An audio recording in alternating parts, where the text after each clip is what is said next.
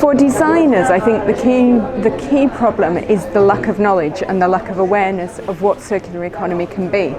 Often designers are limited to thinking about things as the end of life, so they're often limited to thinking about recycling, reprocessing, and they design to achieve those things. But actually design has a much bigger role in the circular economy. It's about facilitating conversations, it's about introducing innovation in supply chains, it's about working with people beyond the final product and actually getting designers to realise that they can intervene across the whole of a value network, I think is probably the most difficult thing.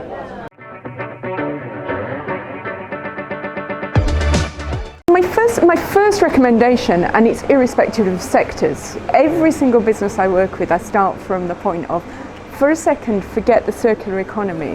What are your values? Why, at the beginning of this process, did you think the circular economy was the right solution for you? Because if you introduce the idea of the circular economy first, people tend to go straight for looking for new materials, looking for opportunities, looking for end-of-life opportunities.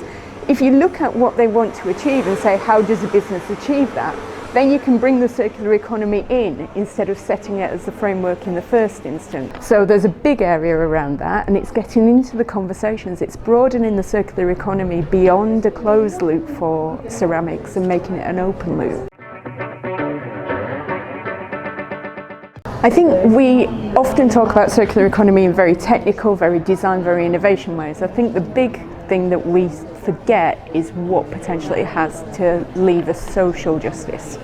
So for me, circular economy solutions, I'll be talking about the action plan we developed. One thing I think we missed in the action plan was to try to lever the social benefits. So looking for the opportunities for, if we're looking at ways to build in the third sector within business models, ways in which we can support, as we've just heard from Geordie, ways in which we can support developing economies to adopt this.